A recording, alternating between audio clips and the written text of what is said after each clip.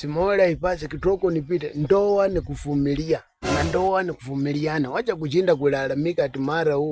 Ndoa ni kuvumiliana. Hata sisi tunakapitia. Hata mimi mwenyewe kuna mahali ndoa ilinifikisha. Nikaona leo imenifikisha mwisho. Vitu mingi napitianga, lakini hiyo ndoa hiyo siku niliona imenifikisha mwisho. Na hiyo siku ilikuwa siku moja. Nimetoka kiparua yangu vizuri. Hizi kiparua zetu za chuakali unajua na kwangu umetumika mchana mzima umechoka. Kufika kwa nyumba hivi ukichelewa wako tukitoko kuwekewa maji ya kuoka umelala kwa kiti. Na hiyo siku imepita hivi. Ukitangulia tu kukula kabla ya kuoka. Na hiyo siku tumepika misi kuoka. Sasa niliingia hivi nikataimiwa na maji. Nikaenda nikaoka uchwe niko njaa tumbo iko pure.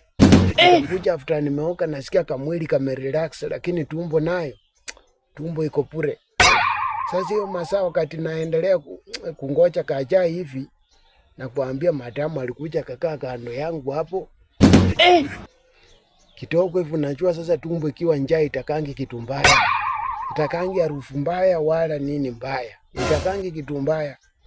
Alafu nikikaa hivi kitoko nikastukia nikasema nini. Na inaanza kutoa matokeo immediately inanuka kama sewage.